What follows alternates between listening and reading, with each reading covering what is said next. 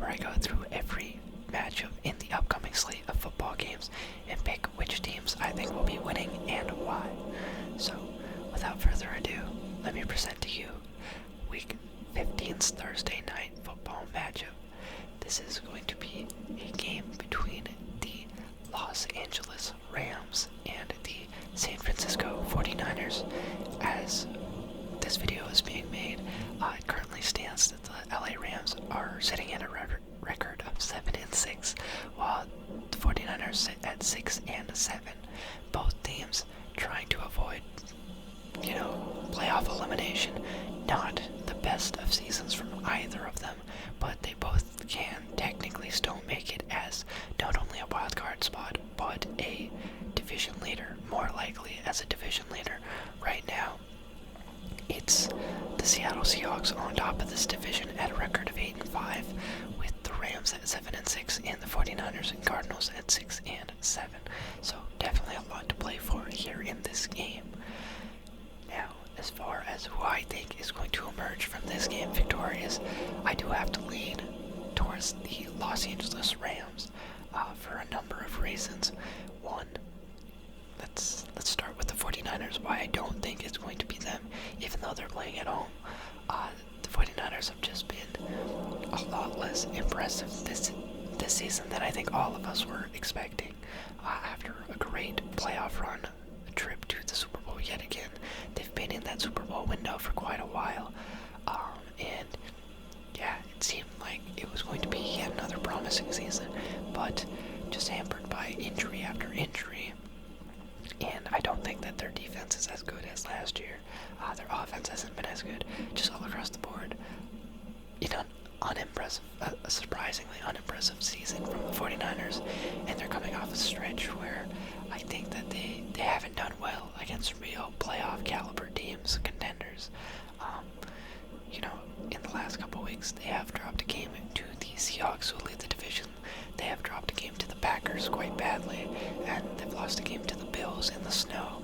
And then last week, yes, they did have an impressive victory, but that was the Chicago Bears, being led by a rookie, Caleb Williams, who fired their offensive coordinator and their head coach halfway through the season.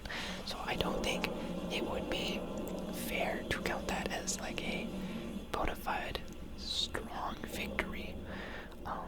As for the Rams, these guys start off the season real bad, but since the return of Buccaneers and Cooper Kupp, they have completely transformed their identity, going 5-2 in the last 7 games with very impressive wins over the Vikings, who had only lost 1 game up until that point, or were they undefeated? I don't quite recall, but after that they also beat the Bills last week. Number 2 seed in the AFC, went toe-to-toe with them offensively, and dropped 44 on their head. So when the Rams are healthy, when you've got Matthew Stafford, Cooper Kupp, and Buccaneers all healthy, this team they can run with anyone, it seems like. So for all the following reasons, the fact that they are healthy now, that they are coming off a very impressive victory, I just feel like the Rams are trending in the right direction, and they have slightly more to play for. Obviously the 49ers, if they want any chance of making the playoffs, they do have to win this game, but their upcoming stretch is a little difficult, and they've already dropped a game to the Rams this year, so that was without any of the Rams' weapons. Now they get the weapons back. It's going to be tough. I'm going with the Rams on Thursday night. After that, we move into our first games on the Sunday morning slate. And first up, we've got a matchup between the 12-1 Kansas City Chiefs against the 3-10 Cleveland Browns. And I honestly don't think it's worth talking about. It's going to be the Chiefs in some sort of one-score game. That is the script, the ever-flowing script for the Kansas City Chiefs this year. Not the high-scoring offense or dominant victories that we are used to seeing.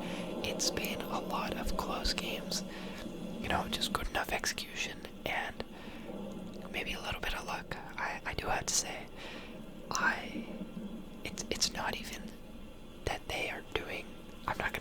criticize the refereeing or things like that. I don't watch every game to that extent where I can actually determine if they are having an unfair advantage in their reffing. So, putting that claim aside, I do think that teams just happen to make the worst of mistakes against them. Like, I have never seen a game end the way that the game against the Las Vegas Raiders and Kansas City Chiefs ended 2 weeks ago on Black Friday. For the opposing team to be in like a field goal situation where they have one more play, maybe 2 more plays to get off. I think 1 more play, and then they're gonna try for a field goal. Like, let's be real. Maybe it's highly likely they don't make the kick. Kicker was not having a good day. Carlson was pretty bad. Missed 3 kicks as it was.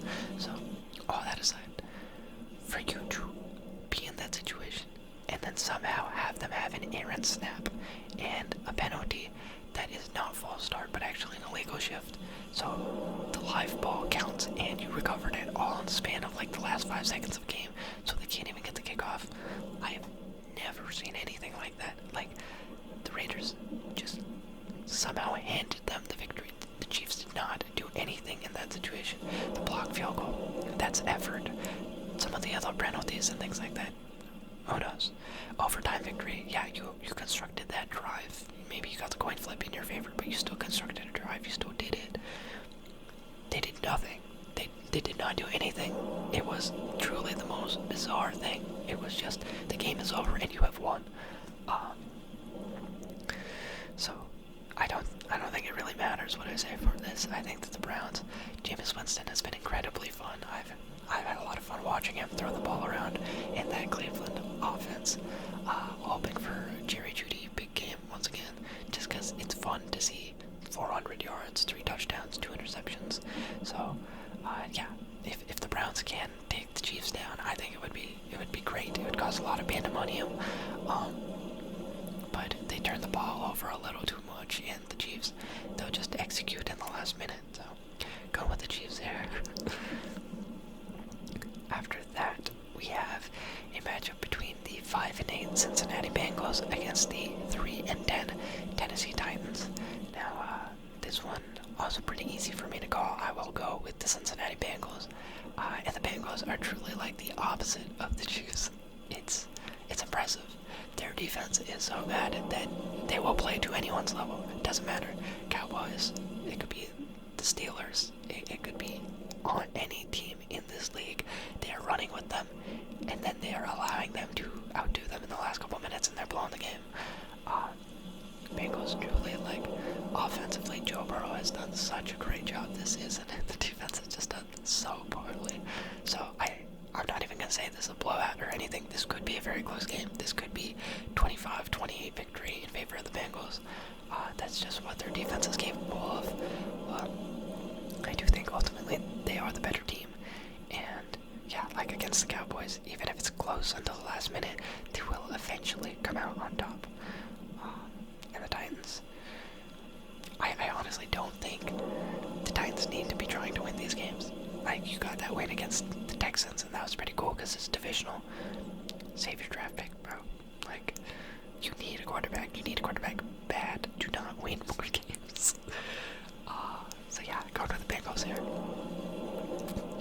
After that, we have a matchup between the 8-5 Washington Commanders against the 5-8 New Orleans Saints. This one, fresh off the bye, I think that the Commanders are ready to get back into their winning ways. They've had a very impressive season thus far. Start off extremely strong. Then, I'm not going to say they skid. They had a couple hard games. They had a couple more difficult games. They did have a tough loss against the Cowboys. I think that one caught everyone off guard. I managed to tune in for the last 3 minutes of that game, and the best 3 minutes I spent that day, that week probably, absolute chaos in those final moments. And yeah, I think that's one that they thought they definitely could have. Really, this is more like a 9-4 caliber team. But yeah, they're doing a great job right now, stuck in the 7th seed, even after their impressive performance this year. maybe they crawl into the 6. It all depends on how the Packers season plays out. But the Saints, last week, Derek Carr, I saw him in the medical tent towards the end of that game. I know that they still won against the Giants, but it was ugly, nearly blew it. It came down to a missed kick. So the Saints are not in any position to be winning, I don't think. Don't know who they're starting at quarterback either, but the Commanders, they're primed. They're in a good position. They've been winning. I think that they get another victory here. After that, we have a matchup between the 8-5 Baltimore Ravens and the 2-11 New York Giants. Now, I'm gonna go with the Ravens here, and simply because the New York Giants do not employ Daniel Jones anymore. You may be familiar that a couple seasons ago, Lamar Jackson had this incredible streak where he had never once lost to an NFC opponent, and that all changed when he went against Daniel Jones and lost to the New York Giants, giving him his first loss against an NFC opponent. Now, this has changed. He actually did lose an NFC game last week as well against the Eagles, so it seems like the NFC East is his weakness. But with Jones no longer being the quarterback for this team, I have to go with the Ravens here. Also, I want to point out the odds on this game. If you look at some other games, like the Bengals, they are projected to win over the Titans. They're minus 225. I have never seen a team be given minus 1,800 this season. That is absurd. If you don't know what that means, it means, if you look at the Giants, if you placed a $100 bet on the Giants to win, you would gain $900. That's how poorly they are, how unfavored they are. As for the Ravens, they are negative 1,800, meaning you would have to place a $1,800 bet in order to win $100. With that amount of, I feel like things go wrong when you give that much favor to one team. But geez, it seems like everyone thinks the Ravens will win this game. And yeah, I agree. Next up, we've got a matchup against between the Dallas Cowboys, who set out a record of 5-8, and the 3-10 Carolina Panthers. I am gonna go against the majority here. We've got 40% of people picking the Panthers over the Cowboys, and I'm gonna have to agree with that 40%. What we've seen from the Panthers in the last few weeks has actually been very impressive. They have managed to take every single game down to pretty much the last drive. And yes, they are not winning the games, but Bryce Young in his second stint this season has done a great job. He is, really giving himself a shot to have a longer tenure in Carolina. I think that people are liking what they see. His development it looks like it's finally taking off. They nearly beat the Chiefs. I mean, it came down to a last-second field goal. They took the Bucs to overtime. This team is competing. They're competing hard. And the Dallas Cowboys, while they have gotten some interesting wins, like the one against the Commanders, under Cooper Rush, they are just not a good team. I mean, they were barely a good team when they had Dak, but Cooper Rush is not good. And I think everyone is calling for him to be benched after that last performance on Monday. Especially fourth down play, didn't even look at CeeDee Lamb. Then, if you go with Trey Lance, I think that the fan base will be happier.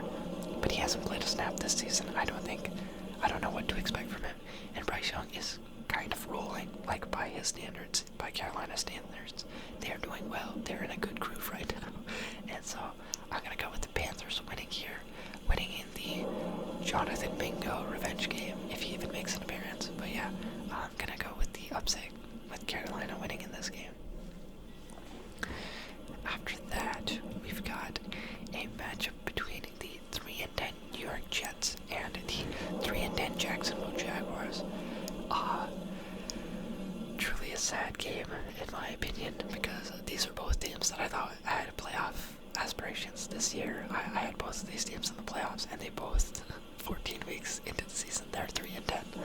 so that's my bad. The Jets find the most creative ways to lose 2 weeks ago against the Seahawks. They really were going to run up the score on them. Aaron Rodgers misses an easy touchdown to Garrett Wilson, and then they throw a 99-yard pick six, essentially. Managed to blow that game. Last week, they have a solid drive. They're leading Miami. Miami catches up and then wins it in overtime. Every week it's like, are the Jets going to do it? And then they don't. So I truly do think that this is a game that they can lose. Every week I think that the Jets can do it, and then they can't do it. Not to say that I thought that they were going to beat Seattle or the Dolphins. I did think they were going to lose both those games. But even while you're watching them, you think, like, wow, they might win it, and they don't. The Jaguars, on the other hand, Trevor Lawrence still out. You've got Mac Jones in, though he has done some late game heroics. I feel like this Jaguars team is worse off, like, comparing the two rosters. I always want to say that the Jets have a good roster, and they still do not impress with the pieces I think that they have. So who knows? This offensive Brees Hall, Devontae Adams, Garrett Wilson, Aaron Rodgers, maybe they will just lose to Mac Jones and Brian Thomas Jr. and Evan Ingram. But I don't want to predict it. I'm fine losing this prediction once again. If the Jaguars want another win, go get one. So yeah, I'm going to go with a New York Jets victory here. Anywho, after that, we've got our last game of the Sunday morning slate. And this is going to be a matchup between the 6 and 7 Miami Dolphins against the 8 and 5 Houston Texans. This game should be interesting. Obviously, the Texans boast the better record, and they are more favored, being picked by 76% of people at the moment. But I honestly think that the Dolphins are playing better. Take that Packers game out of their recent stint. Let's see, the Dolphins. Since Tua's return, the Dolphins have been very competitive. Like, they didn't win his first 2 games back. Cardinals, they lose by 1 point. Bills, they lose by 3 points. But they came very close in both those games. Finally turned it around against the Rams, and the Rams have been on a good run, so that was an impressive victory. Then get a win against the Raiders, a win against the Patriots, a loss against the Packers, but that's cold weather. Then you beat the Jets in overtime. Oh, I thought they had another win in the middle there. Okay. Still, in your last, 5 games, you're 4-5 in your last 5. And the first 2 games into his return, they're barely losses. The Dolphins are trending, and they're in it to win it.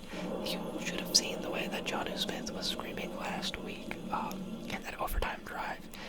I don't think he had caught a single ball in the regular game. The regular period of the game. Overtime, he has these 2 huge chunk plays, and then he catches the game-winning touchdown. Jonnu Smith is unironically leading this team. It feels like in all the major receiving ways, Tua has been pretty good. Even in the game against the Packers, he played well. To a degree, he still threw for 300. He had a very high completion percentage. They don't do well in the cold.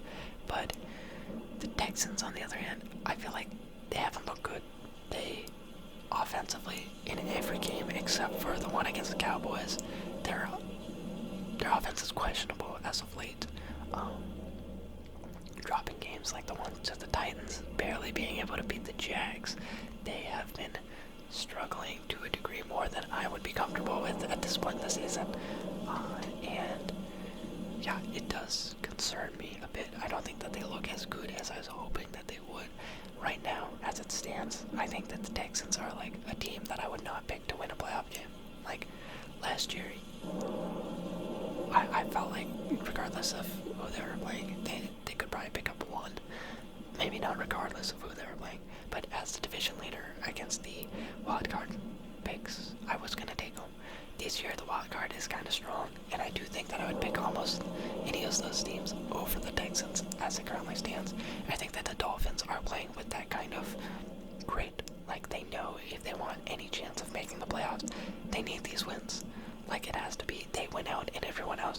not, with like the Chargers and the Broncos being ahead of them, but they're making a push, and I think that they are going to come out swinging. And the Texans, they're not going to be able to necessarily keep up offensively. Dolphins come out to a lead, and then they just keep going and going. So yeah, I'm going with a Dolphins upset victory here against the Texans. After that, we move into the afternoon slate, and our first matchup is going to be between the 6-7 Indianapolis Colts and the 8-5 Denver Broncos. Gonna go with the Broncos here. The Broncos have been playing remarkably good football this season.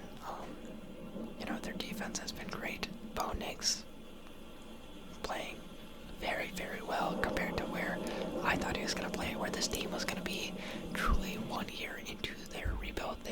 They're competing. I did not expect that at all. So props to them on every level, offensively, defensively, even the coaching. It's been great. I really thought after last season that they were a done franchise. They were going to be more in the dirt than they had been. So for them to pick up like this is impressive. Colts, on the other hand,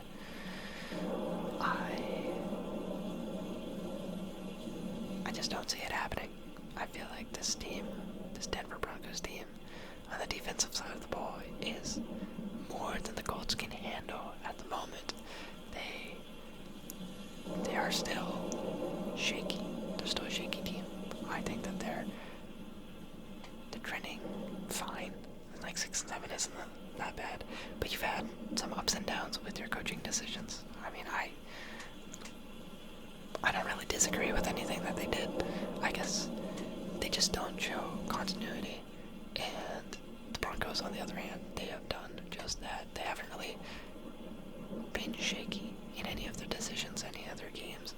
They almost even beat the Chiefs. I feel like the Broncos are playing very strong, very good football, and the Colts not really as much. So yeah, I'm gonna go with the Broncos. I feel like my explanation for that was very good.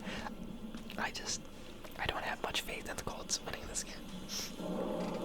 Anyway, now we get into the real fun ones. First, we have a matchup between the 10-3 Buffalo Bills and the 12-1 Detroit Lions. I cannot believe that the NFL scheduled this at the same time as the Steelers and the Eagles. Like, I'm gonna have to have both games up simultaneously, of course. But man, this first one is gonna be a lot of fun. Bills versus Lions should be a great game to watch. I know a lot of people are hoping that this is gonna be the eventual Super Bowl matchup, because Lions, they're red hot. They're absolutely rolling and look good. They're ultra aggressive, having the best season in their franchise's history, looking to pick back up right where they left off last year. And they were like 2 plays out of the Super Bowl last year, and so they seem to be on the right track. The Bills, on the other hand, always just a game and a half away from that Super Bowl. I really thought that they were going to fall off this year, and they have not in the slightest. They look amazing.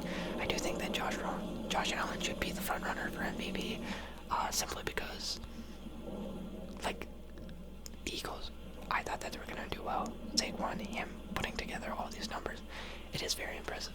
I don't want to take down on his season. I think that Saquon is having an unbelievable year for a running back. But the Eagles were in this position without him a couple seasons ago, and the Eagles last year made the playoffs, were leading in their division through, 12 weeks without him. I don't think that he is the most valuable player. I think he's having a great season. I think he's absolutely Offensive Player of the Year. As far as a team who I did not expect to be good, and it is the sheer willpower of one man making it all happen, that is Josh Allen. I truly think that is Josh Allen. He is having a Lamar Jackson type season where there's no weapons around him really, and week in and week out he goes out, he balls out, and they win. Whether that will translate in the playoffs, I couldn't tell you.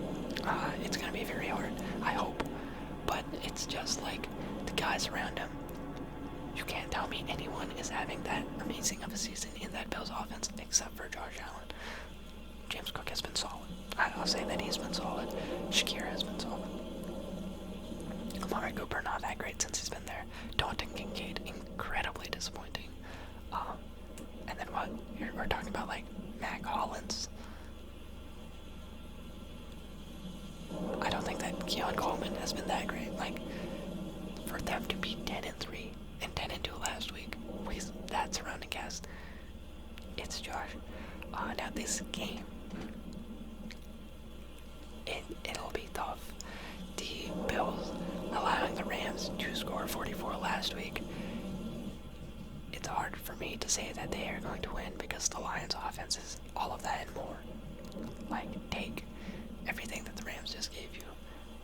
Maybe not two dominant wide receivers like that. They have J-Mo and they have Amon-Ra. That's not quite as good as Puka and Cooper. But you do have excellent tight end play with Laporta. You have two Pro Bowl caliber running backs to deal with. It is a hassle, this Detroit Lions offense. And the Bills, as much as I do want them to catch up to the Chiefs, that loss last week makes it tough. I think that they're going to be fighting with every ounce of their soul, but it's going to be hard. Josh Allen can only do so many heroics, three touchdowns through the air and on the ground last week, and he still couldn't save them. This Detroit Lions offense, unless somehow the Bills really, really sturdy up on defense, I don't see how the Lions don't win. So yeah, unfortunately, going with the Lions here. Well, not unfortunately, I think that either team winning, it's going to be a great game. I'm looking forward to watching this game. Anywho, after that, we've got a matchup between the 10-3 Pittsburgh Steelers and the 11-2 Philadelphia Eagles.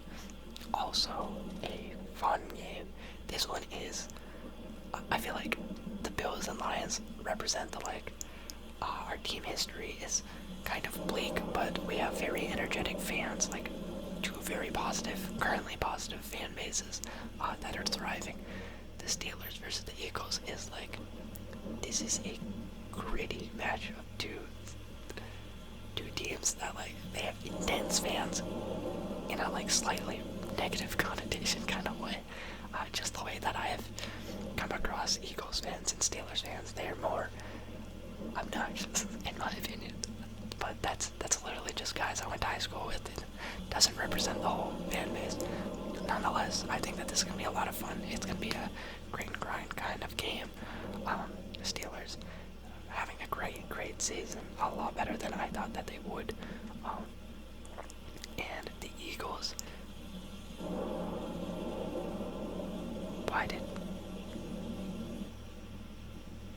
sorry, my laptop decided to switch tabs and give me my recording thing.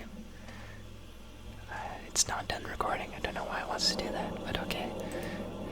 Anyway, yeah, as I was saying, the Eagles, they are now, with the Bills losing their game, I'd say the second hottest team in football. The Lions, they remain the hottest, but Eagles, they took care of business last week against the Ravens. They've been good. They've been really, really good. The Steelers, they've also been good, but I do think that they slipped up somewhat recently against the Browns, and that's important tape on them.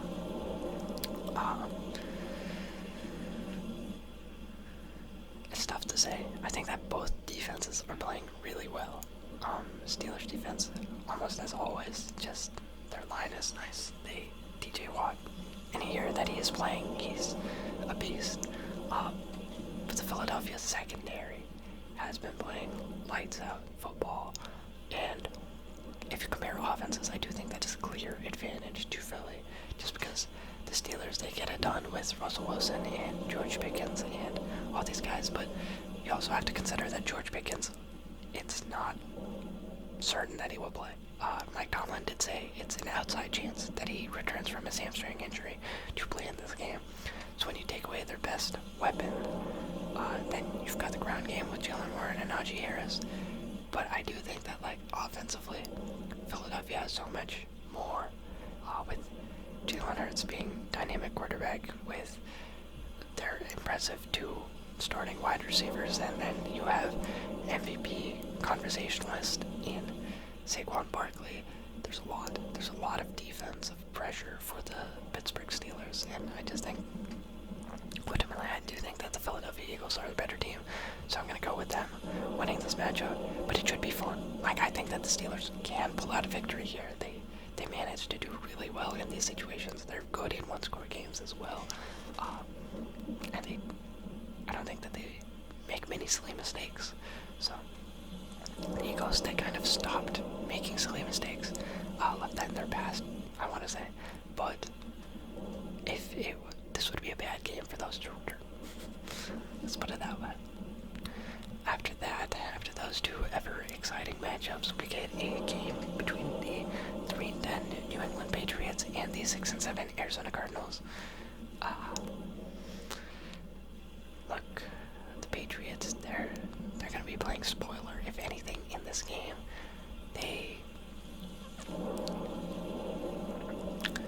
I think they're doing the right thing. They're being competitive in some games, but ultimately losing them. And while it is kind of heartbreaking as a fan, I think it's the right move.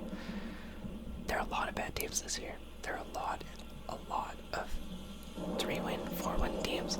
And so one win can drastically change the outlook of your draft. I think that the Patriots, at this point, just keep losing. Like, take that top draft pick. You don't need a quarterback, but use it to get one of those top prospects.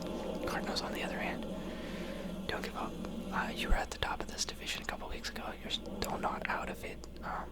Obviously, a win here, you get to 7-7. If the Seahawks lose this week, and they might, they'll be at 8-6. Then it's not that hard of a fight. It's one game difference.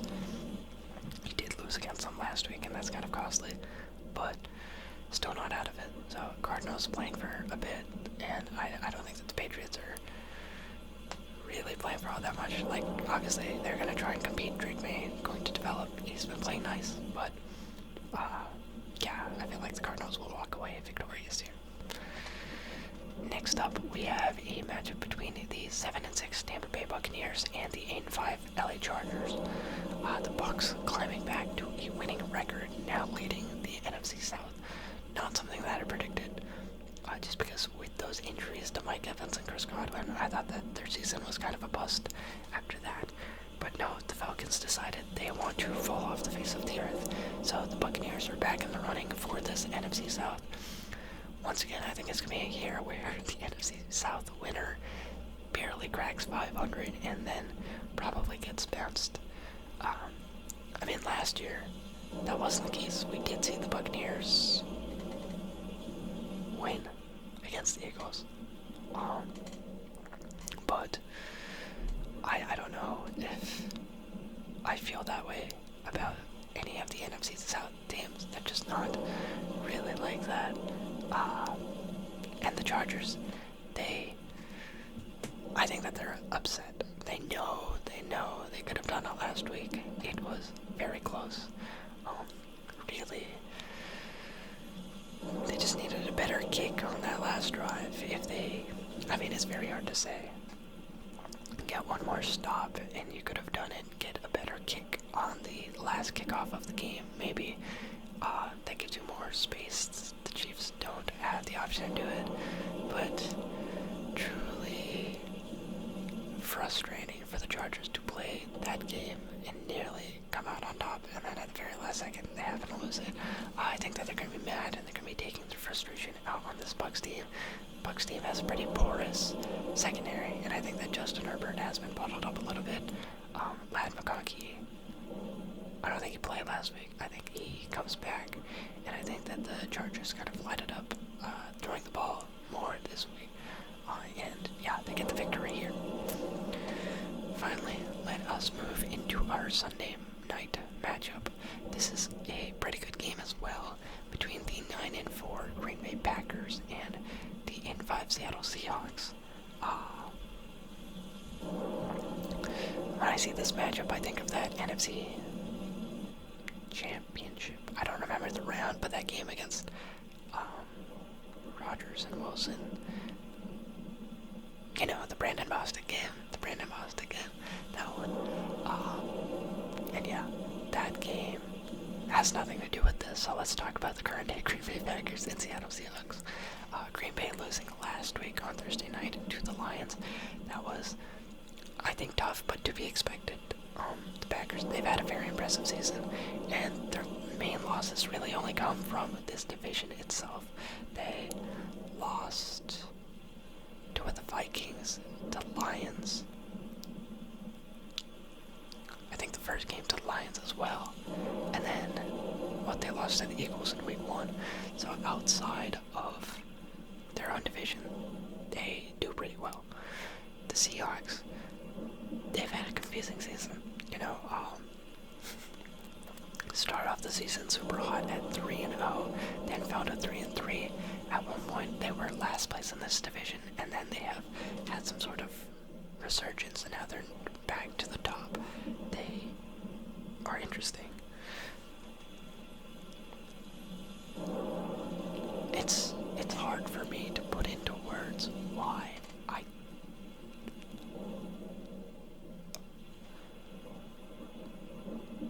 don't know. I think that the Packers are just a bit of a better team. Generally speaking, it's only teams that I think are better than them that they have truly lost to. And while that's not good for the playoffs, that was they're just well coached. They're pretty well coached.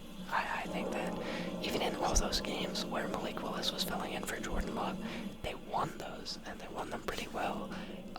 The Eagles game wasn't that far away from them, I don't think. And then the game against the Vikings, that was Jordan Love's first game back, so he made a lot of mistakes. And then eventually he did keep it pretty close. And then the games against the Lions, well, it's the Lions. The Lions have been amazing, phenomenal this year, and you try your best, but they're hard to contain. And I feel like Seattle, you can kind of contain them a lot more offensively. This is not a super high-flying offense. They win last week, but I think that the Packers will get the win here. They're also under hot water because the Commanders are right on their tail, and if they lose another game, then they might fall to the 7th. And for as good as the season as they're having, to fall to the 7th seed is nuts. Yeah, so I think that the Packers, they have a little bit more to play for. The Seahawks have more cushion. Obviously, they need a win, but this is a hard opponent. I feel like they're not going to get it. And yeah. Finally, we've got 2 Monday night games this week. It's going to be, first up, Bears versus Vikings. I'm going to spare you on any commentary on this one. I'm going with the Vikings. The Vikings are playing exceptionally well, going all out against the Falcons last week. Fantastic performance from Sam Darnold. He is having a season I did not know he could ever have. This is truly like that Minnesota run with Case Keenum. Didn't know that would ever happen. Didn't know that this would ever happen.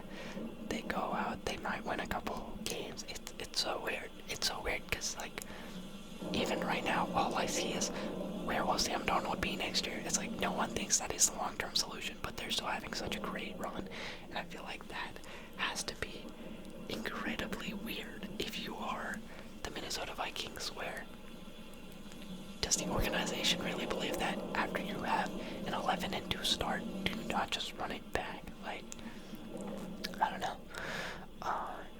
Anyway, but yeah, the Bears, they're just such a mess. I don't think that this thing, the people they're going to figure out anything against, going with the Vikings here. And then finally, you have the 6-7 Atlanta Falcons taking on the 2-11 Las Vegas Raiders. If the Falcons don't win this game, they are in deep-ish, I'll say. Falcons, they have skid, and they have skid hard. I think last time I left off, you guys, I was talking about how this is the Falcons' division to lose. They were at 6-3. I was literally talking about how the Bills and the Falcons have essentially won their divisions at this point. And they both did the opposite things. The Bills actually went out and won the division, and the Falcons lost 4 straight games. Kirk Cousins has not thrown a touchdown in 4 weeks. He has 0 touchdowns, 8 interceptions. I was talking about how great the this Atlanta team is, once they figure out their quarterback, completely jinxed them. That's on me. And now they're out of the playoff picture. This is a game you cannot lose. This is the 2-11 Las Vegas Raiders. They are playing Aiden O'Connell at quarterback. As bad as your quarterback is playing, you cannot be outplayed by Aiden O'Connell. That is not okay. It'd be super funny if the Raiders put in Desmond Ridder and got the win in this game against the Falcons. The Falcons, I don't care what it takes, you have to win this game. And that's coming from like someone who is not a Falcons fan. Like, for your fan base, for your franchise, for everything that you stand for, you cannot lose this game. Bench Kirk Cousins if you need to, put in Michael Penix Jr. This is a must-win game. The Raiders, I think that they should be, like, there's no rivalry here. So, don't go for the win, really speaking. All that talk about Shedeur Sanders and Tom Brady, I don't know if those rumors are real, if they're actually going to try and draft Shedeur or have Brady be like a quarterback mentor coach for him. Let's assume that is true. There's no reason to win this game. You need a quarterback. You need a quarterback bad. I think that you are... It's just you and the Giants, right? The only two teams. You don't put yourself out of that conversation for the number one pick. Just lose it. And yeah. So with that, we conclude our Week 15 predictions. I'll go through all of them one more time. So on Thursday night, I've got the LA Rams over the 49ers.